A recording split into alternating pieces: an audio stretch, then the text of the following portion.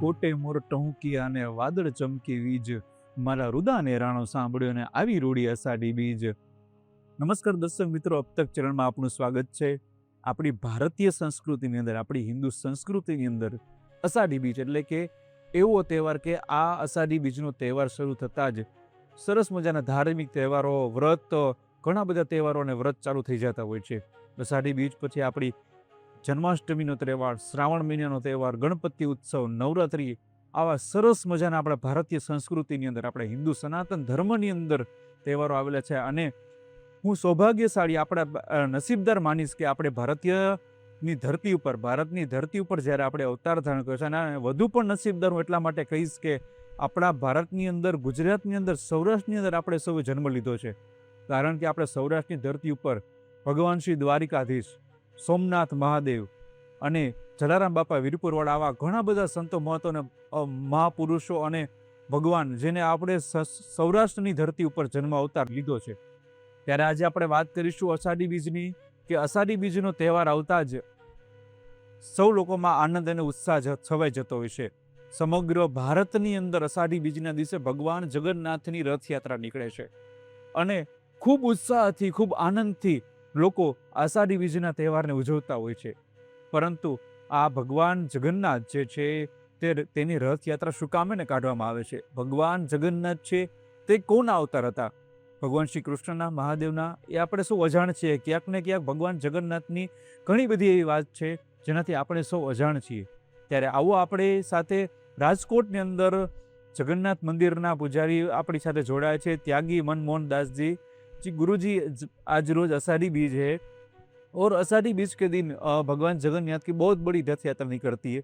तो सबसे पहले मैं आपसे ये पूछना चाहूँगा कि भगवान जगन्नाथ जो है वो किसके अवतार थे? महामंडलेश्वर त्यागी मनमोहन दास, जगन्नाथ मंदिर, राजकोट, गुजरात। भगवान जगन्नाथ जी की जो यात्रा का विषय आता है, आषाढ़ी बीज के ही दिन यात्रा ही निकलती भगवान जगन्नाथ की। और भगवान जगन्नाथ पुरी में विशाल भव्य मंदिर भगवान जगन्नाथ जी का स्थापना है, वहाँ विराजमान है। श्री हनुमान जी महाराज बेड़ियों से बंधे हुए हैं, वहाँ समुद्र को रोक रखा उन्होंने। तो भगवान जगन्नाथ जी की यात्रा बहुत ही दिव्य और अद्भुत, ऐसे जगत के नाथ हैं जो कई खर्चों से प्रत्येक वर्ष नया रथ में बैठते हैं। जी जी। आखा तीज से प्रारंभ होता है रथ पूजन, फिर वहाँ से रथ बनाने की परंपरा शुरू हो जाती है।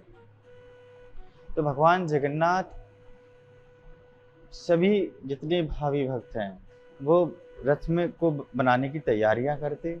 बहुत विशाल भव्य रथ बनता जिसमें जगन्नाथ जी, बलभद्र जी, सुभद्रा जी, 3 रथ होते हैं। और भगवान जगन्नाथ कृष्ण अवतार ही है, ऐसा पुराणों में, शास्त्रों में वर्णन आया कि द्वारकापुरी से जो लकड़ी गई वो पुरी ही पहुंची और राजा को स्वप्न हुआ। उनको स्वप्न हुआ तो उन्होंने कहा कि आप, मैं इधर हूँ, मुझे ले जा करके ले जाओ।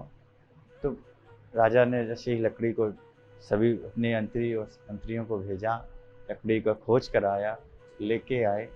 फिर स्वप्न हुआ कि विश्वकर्मा द्वारा इसका निर्माण कराओ भगवान का। तो विश्वकर्मा जी आए। विश्वकर्मा जी ने जगन्नाथ जी के निर्माण के लिए कहा राजा से कि आप कोई भी अंदर नहीं आएंगे जब तक पूर्ण मूर्ति का निर्माण नहीं होता। तो ठीक है, कोई बात नहीं। एक दिन रानी ने राजा को बोला कि बहुत दिन हो गए, कुछ खाया नहीं है। विश्वकर्मा जी ने, देखो तो मूर्ति निर्माण कर रहा है कि स्वयं प्राण उसके बचे हैं कि नहीं। ओ, जैसे ही पट खोले तो पट खोलने के बाद देखा तो विश्वकर्मा जी पड़े हुए थे। ओ, प्राण निकल चुके। मूर्ति का निर्माण आधा ही हो पाया। देखा होगा आपने सभी ने, जगन्नाथ जी के हाथ से हाँ, आंख कितनी बड़ी बड़ी हाँ, अर्धभाग।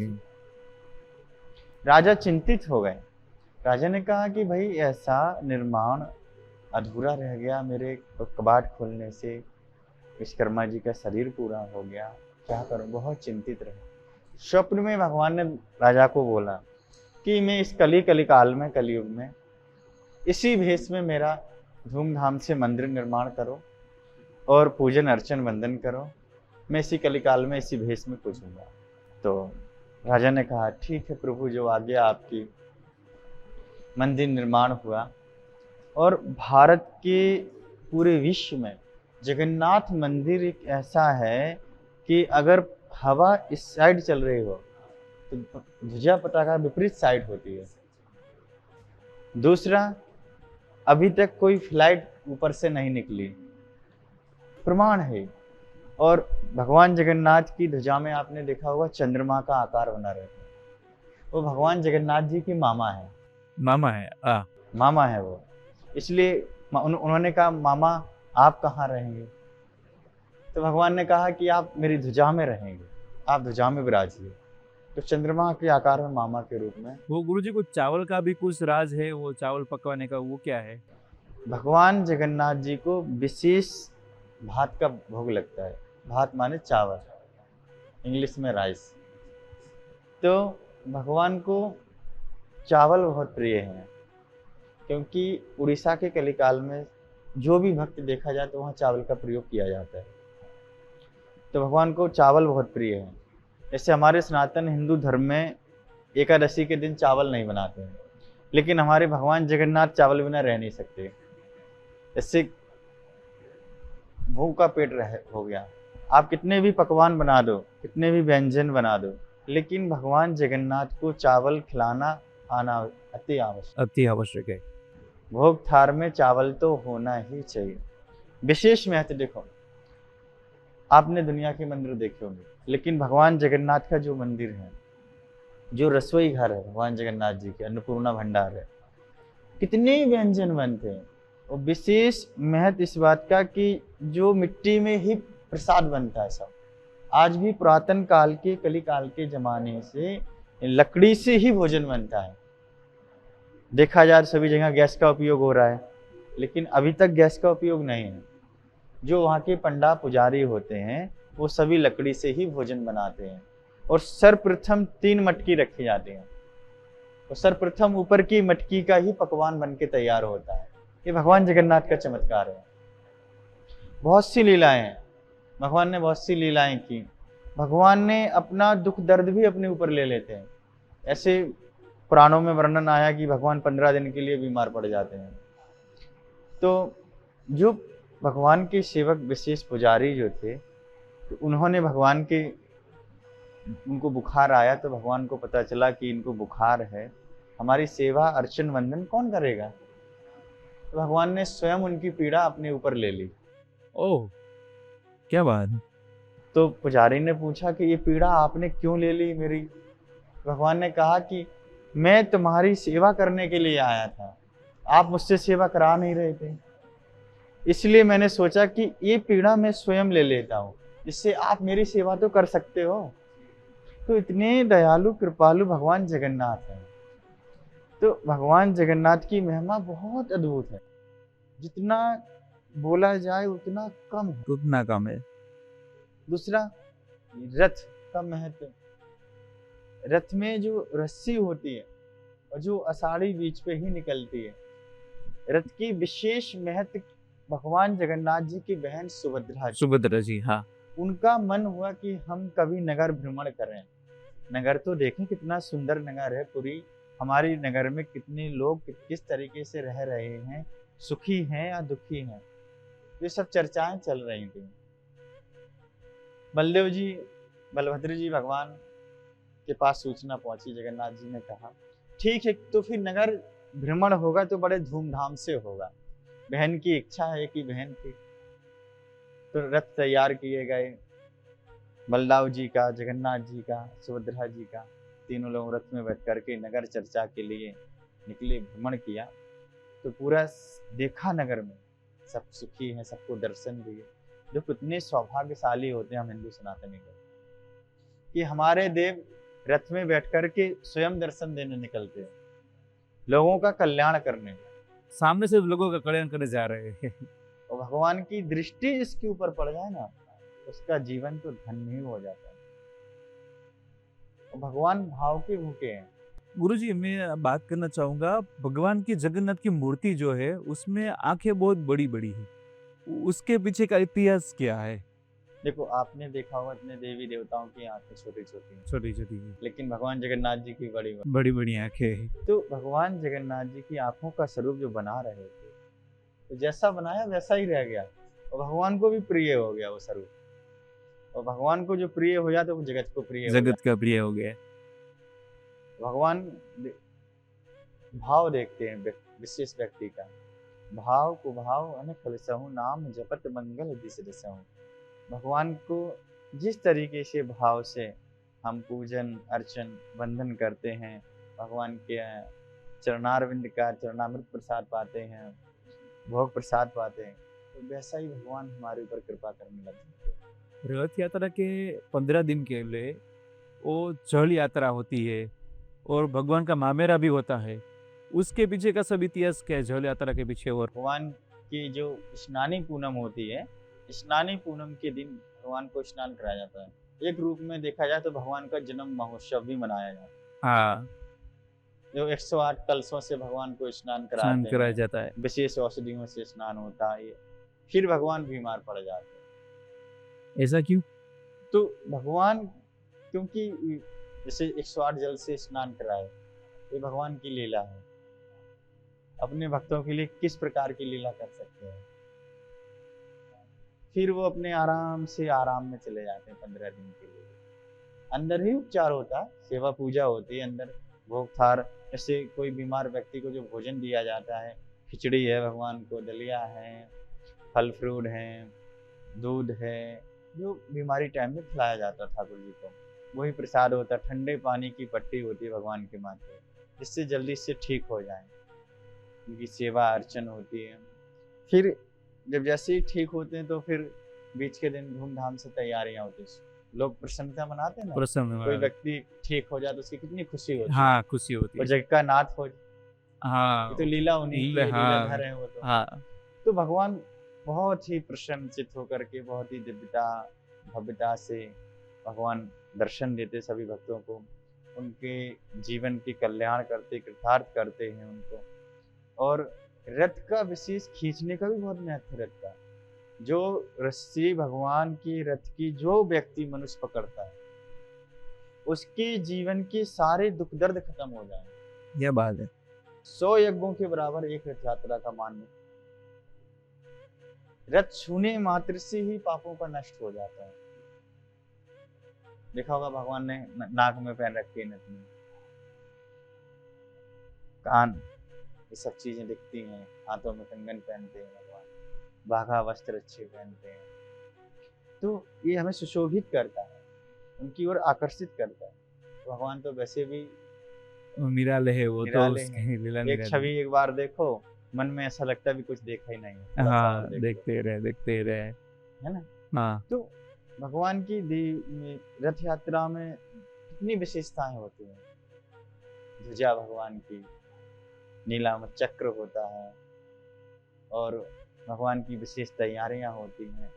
कलश यात्रा के दिन भगवान को हाथी का जैसा जो हाथी का सिर होता है, इस प्रकार के आभूषण पहनाए जाते हैं, क्योंकि भगवान किसी भी लीला रूप में आ सकता है। और सबसे बड़ी बात, जगन्नाथ जी की महिमा इतनी अद्भुत है कि आप ये देखो कि रथ जब चलता है तो कैसा लगता है, कितने लोग खींचते हैं, और फिर कितने लोगों पे भगवान आशीर्वाद और कृपा कर रहे हैं। और भगवान की विशेषता सबसे बड़ी बात है कि बड़े ही सरल सहज। आपने कई कथाएं जगन्नाथ जी की सुनी होंगी, बहुत ही भक्तों के साथ सहज में मिल जाते हैं। कितने भक्तों को, दीन दुखियों को आशीर्वाद देने स्वयं घर पहुंच गए।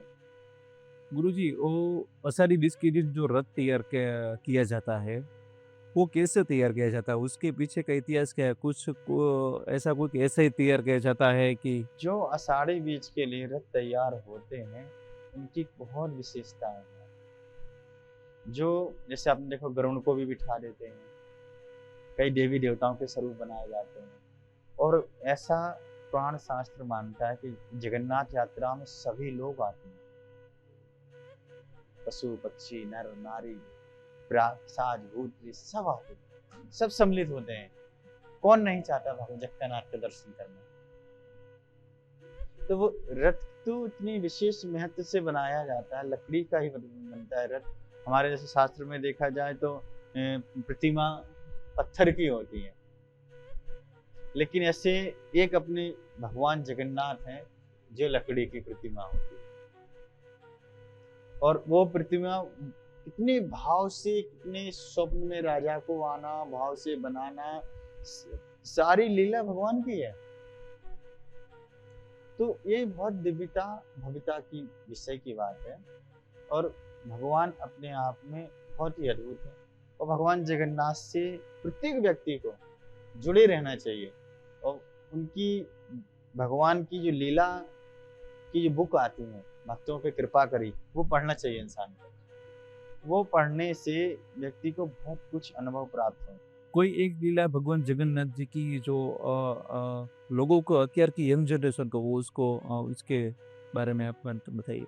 भगवान जगन्नाथ बहुत ही छोटा स्वरूप बना के, और जैसे नाम जी के यहाँ पहुँचे तो उन्होंने देखा तो भगवान कभी अपनी पहचान नहीं ढूंढता। बच्चों के साथ भी खेलने लग गए। लोगों ने कहा ये कैसे भगवान हो सकते हैं, तो भगवान तो है ही नहीं। फिर पहचान जब भगवान अपनी कराता है तो बहुत ही जीवन में बदलाव प्राप्त हो जाता है। और नव युवक जितने भी हैं वो अपने अध्यात्म और संस्कृति से जुड़े रहना चाहिए, क्योंकि हमारे सनातन धर्म में सब कुछ आप किसी न किसी वस्तु से या किसी पशु पक्षी से देखो तो निश्चित ही वो सनातन से जुड़ा होगा, और किसी न किसी स्वरूप में वर्णन किया गया हो, और किसी न किसी को पूजनीय माना गया हो, प्रत्येक व्यक्ति को। तो नव युवकों को अपने सनातन धर्म से जुड़े रहना चाहिए। और भगवान जगन्नाथ के प्रति प्रत्येक देवी देवता जिसकी आस्था जहाँ है उस देवी देवताओं के प्रति बहुत अधिक प्रेम रखना चाहिए, क्योंकि इष्ट परमात्मा एक ही होता है। फिर वो भगवान कृपा करते रहते हैं उस व्यक्ति के ऊपर। वो जी राजकोट में भगवान जगन्नाथ का मंदिर है, उसके बारे में हम बात करेंगे। तो उसकी स्थापना कब हुई थी और उसका महत्व क्या है जो राजकोट में जगन्नाथ भगवान विराजमान है? वो भगवान जगन्नाथ मेरे गुरुदेव यहाँ जब विराजमान थे, और अभी वर्तमान में उनका गोलोकवास शरीर पूरा हुआ, उसके पहले ये हमारी 19वीं यात्रा है भगवान जगन्नाथ की। राजकोट में कोई जगन्नाथ जी को जानता ही नहीं था। जब हमारे गुरुदेव ने पहली यात्रा निकाली तो लोग कहते थे कौन भगवान है, जानते नहीं थे लोग। फिर धीरे धीरे आप लोगों ने जाना कि हाँ जगन्नाथ जी। पहली रथ यात्रा में कम लोग थे बहुत ही, और यहाँ गुरुदेव को प्रेरणा हुई। इसे अपने गुजरात की पावन धरा अहमदाबाद में इतनी पुरी से दूसरे नंबर पे यात्रा आती है, इतनी पवित्र यात्रा, इतनी निष्ठा और इतने भक्तों में उत्साह रहता है, बहुत अच्छी यात्रा होती है। तो गुरुदेव के मन में ऐसी, पहले माताजी जो विराजमान हैं वही थी, गुरुदेव के मन में आया कि क्यों ना हम जगन्नाथ मंदिर बना निर्माण करें।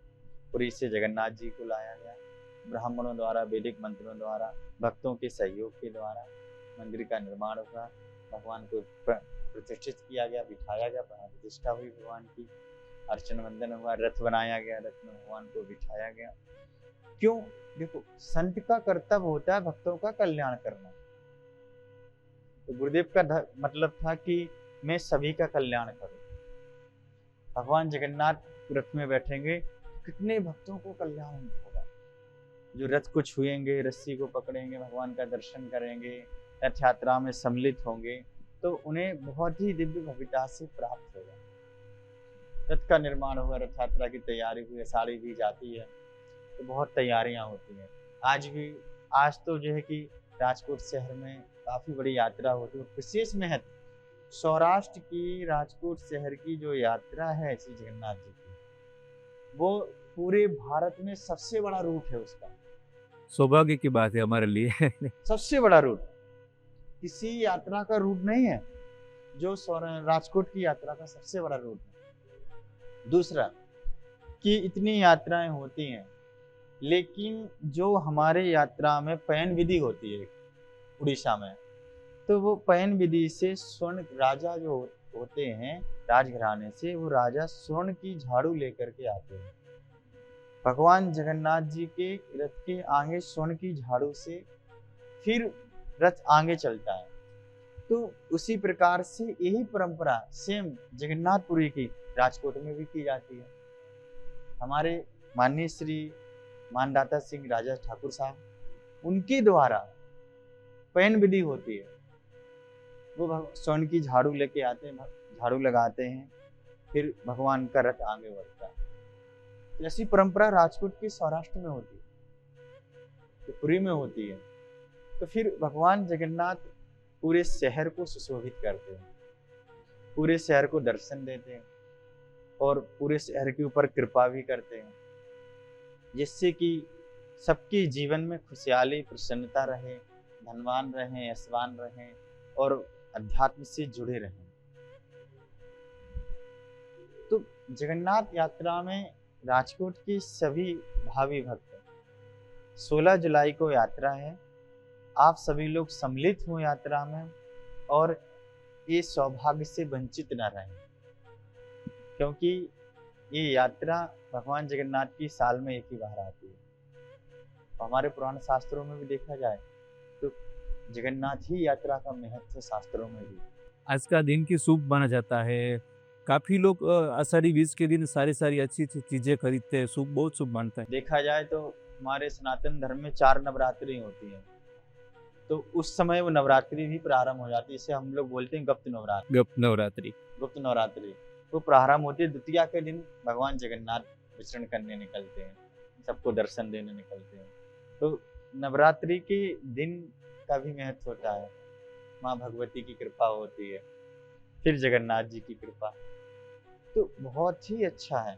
तो सभी राजकोट के भावी भक्त यात्रा में सम्मिलित हों। 16 जुलाई को प्रातः 8 बजे से श्री जगन्नाथ मंदिर नाना महुआ कैलाश धाम आश्रम से निकलेगी, पूरे शहर को सुशोभित करेगी और फिर इसके पश्चात शाम 7 बजे यात्रा मंदिर में ले जा करके महाआरती होगी, प्रसाद भोजन प्रसाद होगा, तो सभी भक्तों को संतों को खिलाया जाएगा। और विशेष मग की ही प्रसादी होती है भगवान की, मग प्रसादी बांटी जाती है। हाँ, मग की प्रसादी होती है। इसका बहुत बड़ा महत्व होता है। मग की प्रसादी देखो, प्रसाद थोड़ा सा भी मिल जाता है ना, तुलसी दल डला हुआ, हाँ, तो आत्मा कितनी तृप्त होती है। कितने व्यंजन बना लो प्रसाद, लेकिन वो उन व्यंजनों में जो स्वाद नहीं होता है, लेकिन जब ठाकुर जी को हम रख देते हैं तो प्रसाद नहीं, वो महाप्रसाद हो जाता है। तो वो उसका भी बहुत महत्व होता है। तो भगवान जगन्नाथ अपने आप से सभी के जीवन को बहुत अच्छा, बहुत चमत्कार है भगवान के, बहुत उनकी लीलाएं। मैंने बोला नहीं कि जितनी आपून बोले उतना कम है जगन्नाथ के प्रति। तो ऐसा बहुत ही अच्छा आप सभी लोग जगन्नाथ जी से आशीर्वाद बीच के दिन अवश्य लें और अपने जीवन को धन्य और कृतार्थ बनाएं। जय सीताराम, जय जगन्नाथ। ચોક્કસથી દર્શક મિત્રો, અષાઢી બીજ એટલે કે આપણા સંસ્કૃતિ, આપણી સનાતન ધર્મની અંદર એક એવો તહેવાર કે આ દિવસે કોઈ મુહૂર્ત જોવામાં નથી આવતું, એટલો શુભ દિવસ, એટલો આપણા સનાતન ધર્મનો એટલો શુભ દિવસ માનવામાં આવે છે કે કોઈ પણ આપણે ઘરની વસ્તુ ખરીદવી હોય તો આ દિવસે આપણે મુહૂર્ત નથી જોતા। અષાઢી બીજનું મુહૂર્ત એટલે શુભ મુહૂર્ત માનવામાં આવે છે। તો આ અષાઢી બીજના પાવન પર્વ પર આપણે ભગવાન જગન્નાથ રથયાત્રામાં આપણે સૌ જોડાઈએ અને ભગવાનની લીલા જે છે, ભગવાનના જે કષ્ટ છે એને આપણે દર્શન કરીએ અને આપણા જીવનના કષ્ટને દૂર કરીએ અને ભગવાન જગન્નાથના લીલાઓને આપણે માણીએ, ભગવાન જગન્નાથના સૌ સાથે મળી અને દર્શન કરીએ। ત્યાં સુધી મને રજા આપજો। અબ તક ચેનલમાં ફરી આપણે પાછા મળીએ અને આ વિશેષ કાર્યક્રમ લઈને આવતા રહીશું, ત્યાં સુધી મને રજા આપશો।